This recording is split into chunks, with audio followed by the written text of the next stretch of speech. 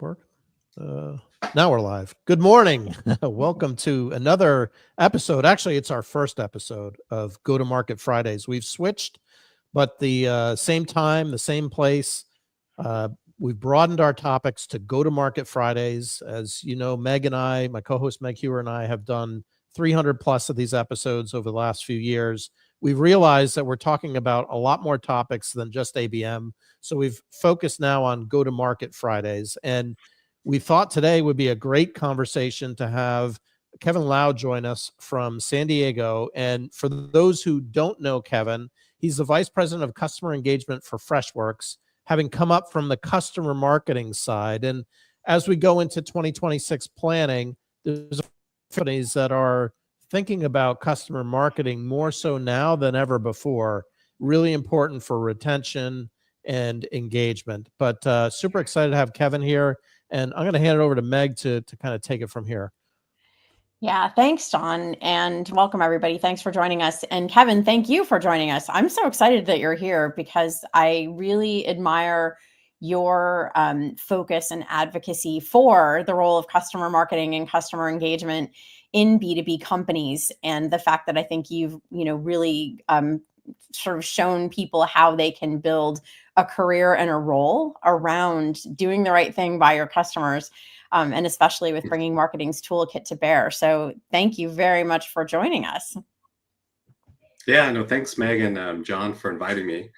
I know we're going to cover a lot of great stuff, so awesome. Yeah, absolutely. And for those who don't follow Kevin on LinkedIn, in addition to amazing customer marketing content, you can see his absolutely adorable daughter, Zoe, and his cool updates on both parenthood and customer marketing. So I appreciate that as well. Kevin, I think maybe a good way to kick things off is with some positioning of your role and some of the terminology in the customer, all things customer space. We've got customer marketing, we've got customer advocacy, we've got customer success, customer experience, customer engagement. Tell us maybe a little bit about your role today and kind of how your career's evolved into that and what some of these terms mean to you, if you wouldn't mind. Yeah, well, just so for context, I've been in the customer marketing space now for about probably 14, almost 15 years at this point. I currently work at Freshworks, been there for about a year and a half. My role is a little bit interesting in that I don't just report to a CMO. My boss is actually both the chief customer officer and chief marketing officer. And so she sees kind of the landscape of customer programs across the entire life cycle. And so my team is kind of blended. We call it customer engagement, but essentially it's customer marketing. And we do it to really support the overall post-sale experience, but the full life cycle. And so my team is focused on sort of like 6 foundational areas.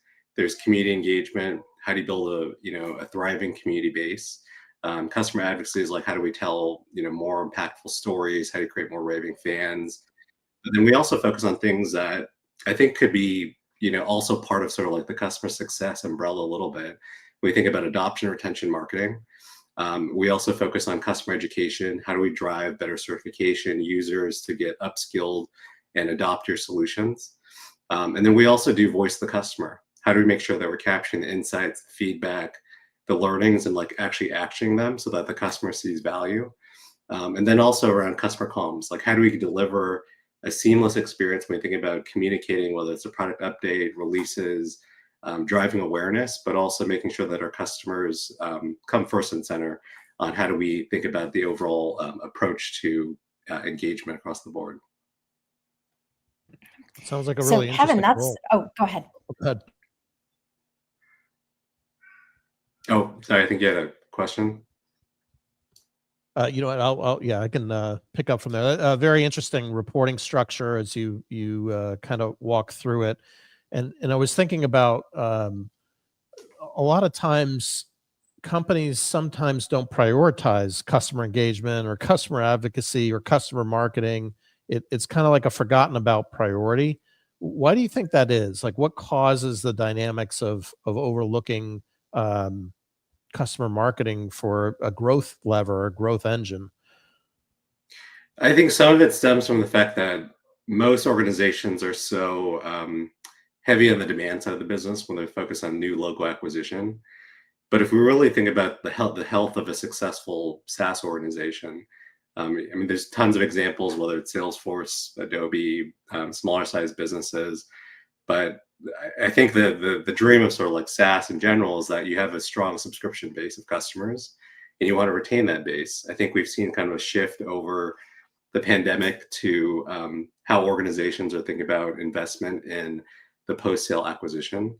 And I think for a lot of companies, expansion is a huge growth lever that sometimes is often mislooked. But it does require some concerted efforts if you really want to drive expansion at scale. And part of that is, I think, really looking at how do you make sure that the customer sees value immediately, right? So there is sort of this motion at time to value, customer signs on the dotted line. What are you doing exactly? The stopwatch is essentially going off right now. It's like, okay, what are we doing immediately to see that customer realize value over the next 30, 60, 90 days so that we can increase the likelihood that they want to renew with you, but also expand down the road. So advocacy, I think in general has been thought of as sort of, it's a nice to have. It's been thought of as sort of, let's send customers some like cool swag and some other things like that. But there's so much more you could do with how you tap into raving fans, right? I think just kind of the evolution of where we are from an AI perspective as well. People and customers in general are, they talk to their peers. They're looking for validation from others as opposed to reading another white paper, downloading a case study and all that kind of stuff. Those are still tangible methods for driving demand, of course. But I think the biggest growth lever is, tapping into your raving fan base. Yeah, no doubt there. And I think we've seen a number of studies that have backed up the fact that, your customers look to each other. They look to, peers in general. They look to, customer examples to really give them the proof that they need both to stay with you and to expand. So I think you're right on in that assessment for sure. Tell me, one of the things you've written about recently is one of the challenges for roles like yours is sort of this tendency to want to manage by org chart, as opposed to from the perspective of the customer. Talk to me a little bit. You mentioned voice of the customer as part of your role. I mean, tell me how you kind of keep that customer point of view central to the way that you operate versus sort of getting stuck in silos. Yeah, I think one of the biggest parts is like most organizations, they say that they're customer obsessed or they care about customer feedback and all that. But in practice, it's often a very complicated experience, whether you have a team of account managers that are part of the customer success team and they want to be able to help drive that adoption motion or get them to time so that they are renewing and expanding with you over a duration. But then there's also the support team that's focused on how do you triage, how do you address some of those challenges. And I think because the post-sale experience is not necessarily clearly articulated as you think of the buy phase of the journey, where you have typically demand gen, you have product marketing, it's very concerted efforts around like, let's get that customer or let's get that prospect to move down the funnel typically. I think CEOs and executives understand that model fairly well. But I think when you start to look at the post-sale side of it, sometimes the ownership of who actually is going to lead that function, whether it's customer success, support, et cetera, it's a little bit kind of complicated. And I think we all have kind of the end goal of like, we want to serve the customer. But I think the focus here is really just how do we make that the North Star? Let's forget about sort of the territorial differences, who reports to what, and let's just figure out like, how do we make the customer successful from day one? And that's going to lead to better expansion and growth over time. Yeah, that complicated description nails it. It's so different from company to company, and great to see that your company values, especially your skill sets and being able to bridge a lot of those gaps internally. You also mentioned kind of that time to value mantra. Probably it reminded me of the Marketo days. Like you deploy software and you need to shrink that time to value.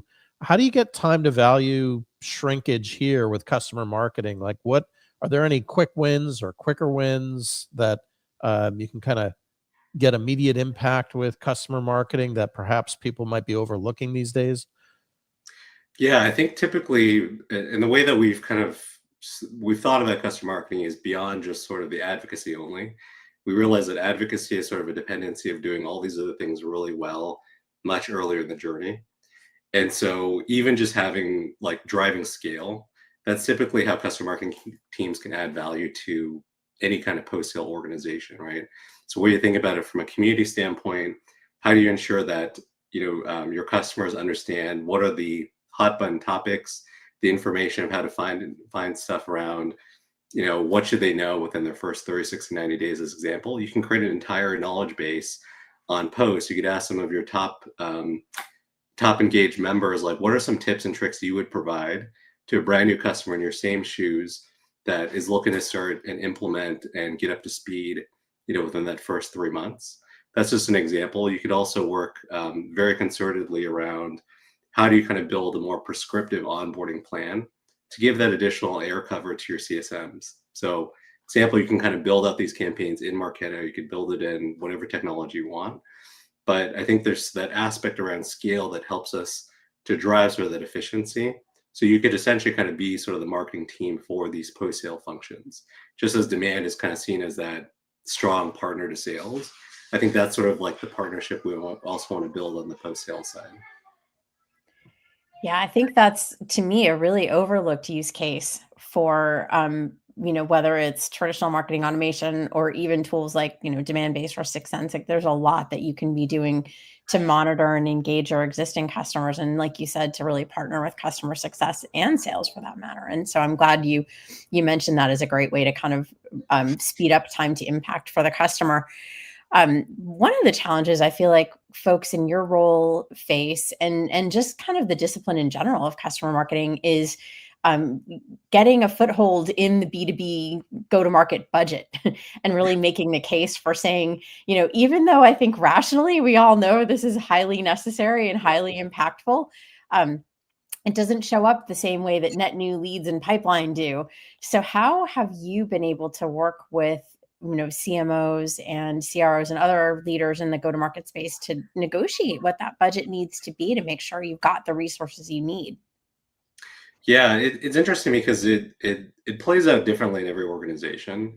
But I think one of the benefits of customer marketing is that you typically sit at sort of this this middle point within the entire journey.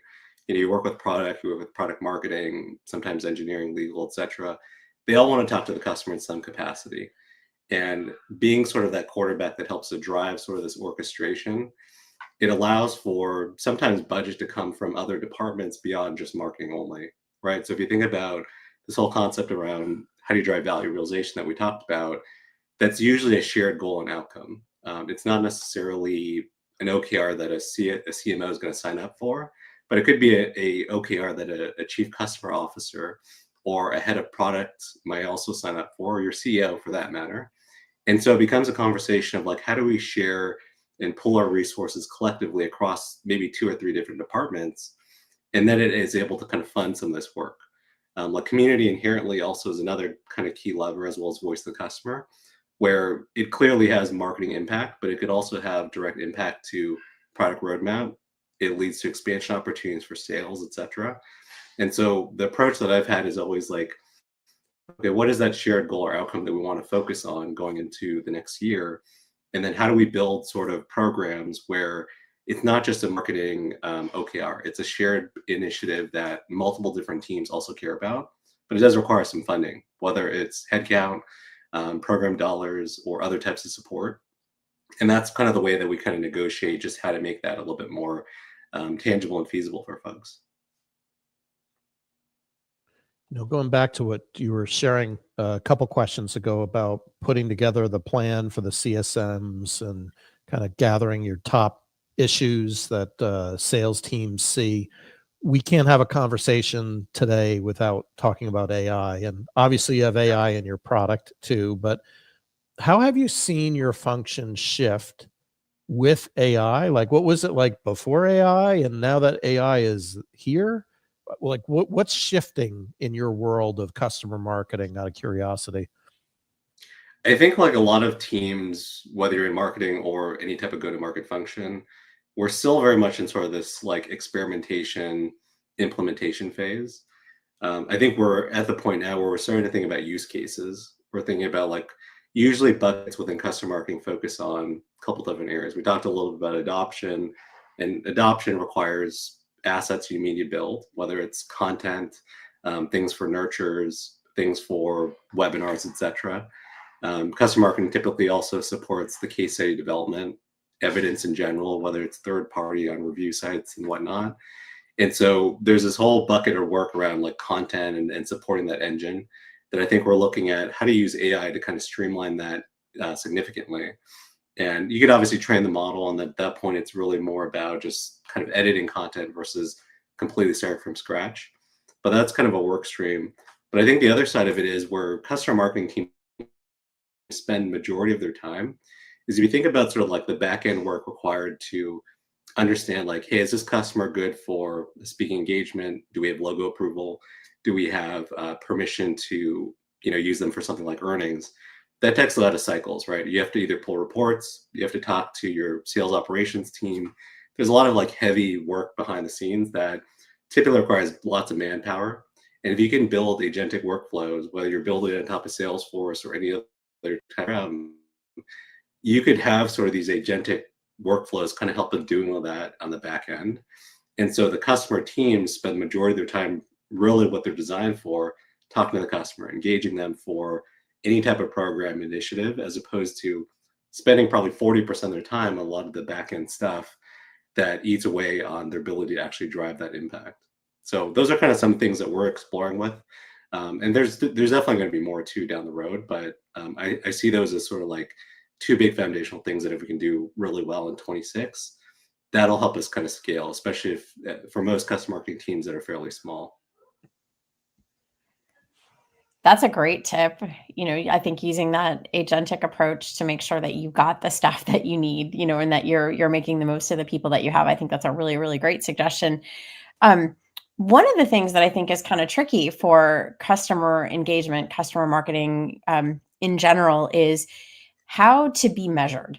How can companies evaluate the success of the contribution of that particular area?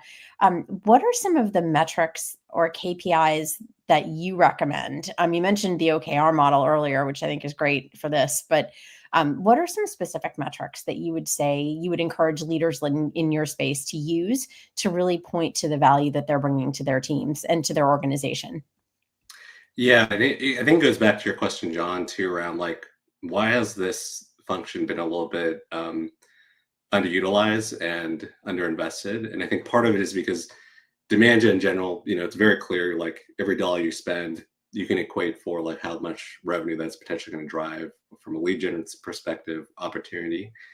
I think in customer marketing, it's not necessarily as clean cut as that. And often that's led to customer marketing teams focus on more like the tactical, hey, I have maybe 500 advocates that are part of my ecosystem, or it may be based on engagement holistically. Those are important things because you want to look at sort of like the health and the life of your customer base. But there are other measures that you can also look at. One thing that I like to do in particular is how do we influence churn and retention over time? And so I use it sort of like share a wallet. So as a customer expands and grows with you, let's say they spend 100,000 today. At the end of the year, they grow to $200,000. You can clearly kind of see sort of that growth, and there's certain levers and milestones that kind of influence that.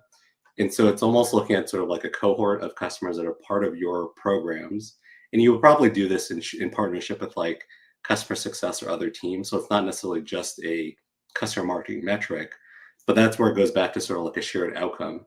If we help enable that customer, they saw value, whatever that value could be, whether it's buying more solutions, upscaling their teams, driving penetration into their organization. Those are all kind of things that can help influence sort of the expansion levers. So that's one area of just how we look at it from a cohort based, et cetera. But I think there's also this whole area around sort of the lifetime value of that customer that has been engaging with you through all of your different programs and initiatives. And how do you map that out to really understand, do you have the right penetration at all levels of the business, whether it's from the practitioner level to the level influencer and the senior decision maker? These actually, I know you guys talk a lot about sort of account-based marketing. It's sort of the same thing from a customer standpoint, but how do you work with your sales teams and counterparts to really map out and see where do you have those coverage gaps and that'll lead to like greater expansion growth over time. So those are kind of some of the things I also look at, as well as, some of the engagement metrics.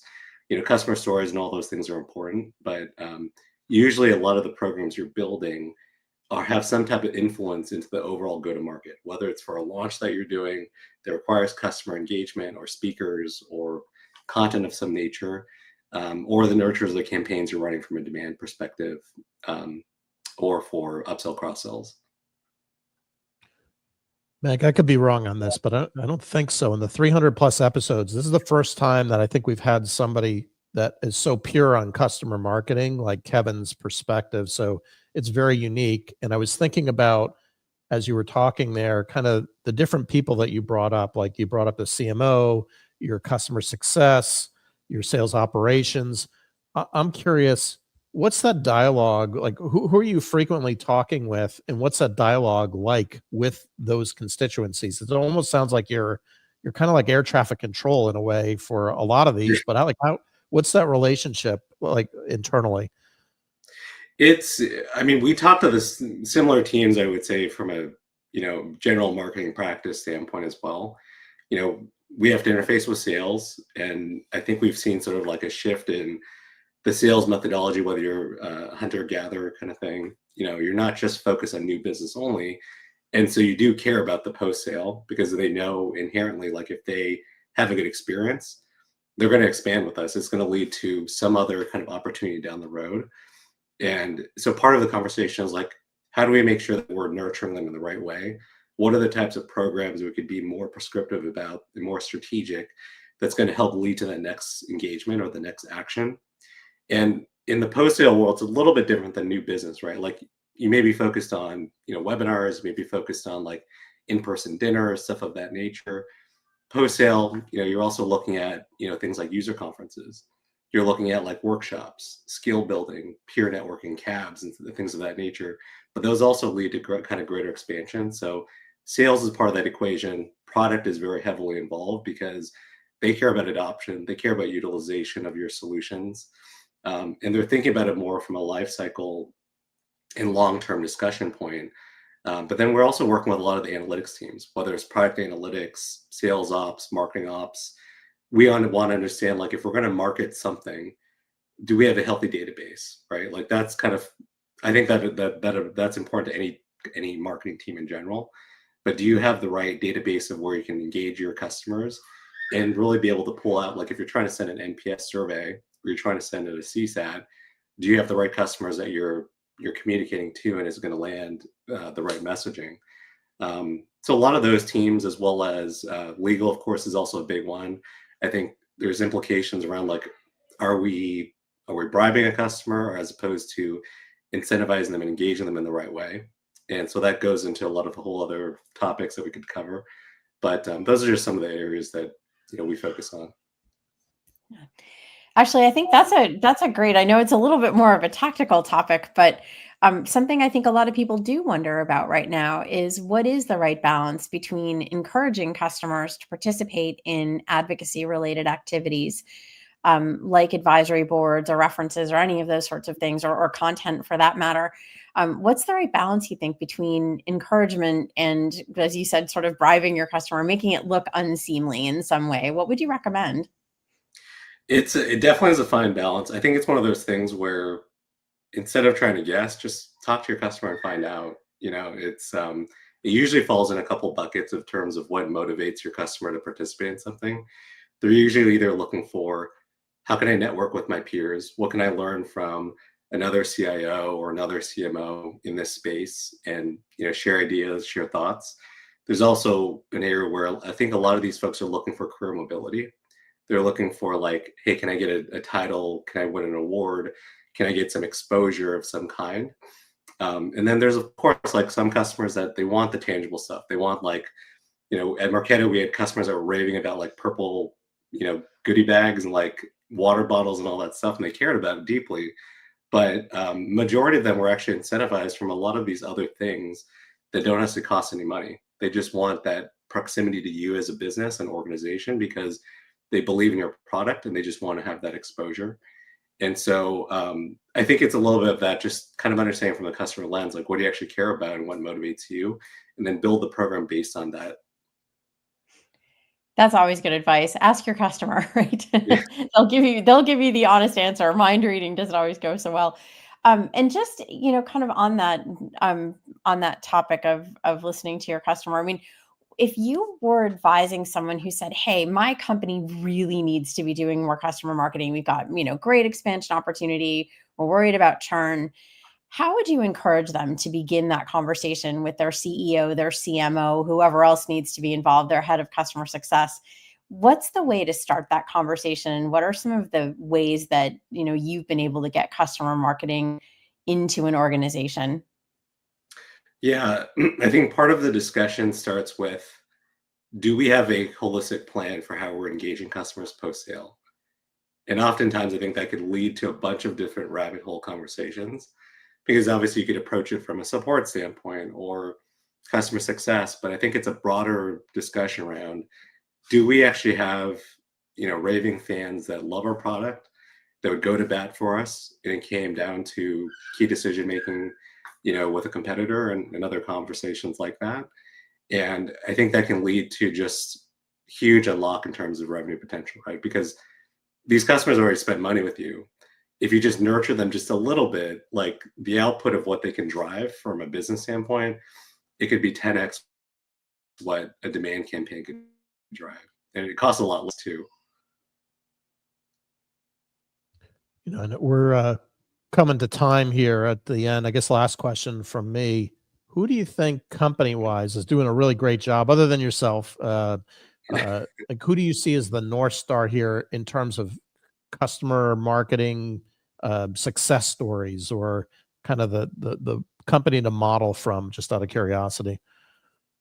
Yeah, there's a lot of good companies. Cisco, I think, has built a world-class customer marketing function. And what's interesting about them is, and we ended up recruiting a bunch of the Cisco employees because of that reason, is that Cisco is a huge behemoth, but I think just the fact that they've had lots of acquisitions, and you think about sort of just the murkiness and how complicated it could be when you start to have different businesses, and how do you build sort of a consistent experience post sale, and how do you create programs that encompass these different organizations. I think they've done a really good job of doing that.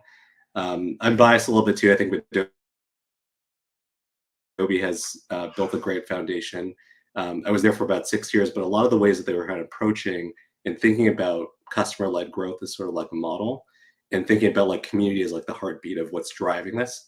I think that still speaks loudly in what they continue to do even today, post Marketo acquisition, et cetera. Salesforce is another great example, of course, of what they've built with the Trailblazer community. But there's also a lot of smaller organizations too that are doing this pretty well. I think there's organizations like Atlassian, HubSpot, of course. I mean, you can look at sort of like their playbook, and they know, they have it built out very prescriptively on like how they support the customer, both from an onboarding journey to how do you drive more raving fans. Yeah, thank you for that, Kevin, and thank you for your, kind of continued drumbeat of content. I encourage people to follow Kevin on LinkedIn for some great content in this space that I think is only going to get more important. And thank you for giving us some good ways for people to help to encourage that within their own companies. John, any last thoughts before we head out for the day? Nothing on my end, other than thanking Kevin for getting up early morning in San Diego. And I'm going to have my daughter rewatch this because she's a big Star Wars fan. And I noticed behind your shoulder there, you got some Star Wars figurines there. So Yeah. looks like you got a fascinating collection back there. Yeah, I'm a big Comic-Con nerd, and I grew up with all these things when I was a kid. So yeah. Well, thanks for sharing them with us and for sharing your knowledge, Kevin. Thank you. And thanks everybody for joining us. Yeah. We'll Thanks see you again. next Friday. Happy Friday.